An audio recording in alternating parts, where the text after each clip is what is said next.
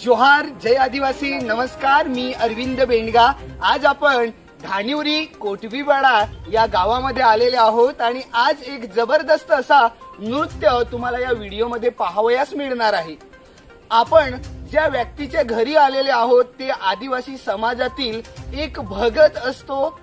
त्यांच्या घरी आलेले आहेत तुळशीराम बाबू काकड या बाबांच्या घरी आलेले आहोत आणि जो आपल्या पाठीमागे तारपा नृत्य ग्रुप दिसतोय हा ग्रुपचं नाव आहे, या ग्रुपचं नाव आहे राघोजी भांगरे आदिवासी नृत्य.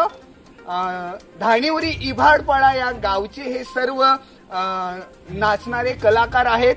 सो इथे आपल्याला वेगवेगळ्या पद्धतीचा तारपा नृत्य पाहावयास मिळणार आहे. त्याचबरोबर गौरी नृत्यही या व्हिडिओमध्ये आपण पाहणार आहोत. सो खूप जबरदस्त असं हे नृत्य असणार आहे.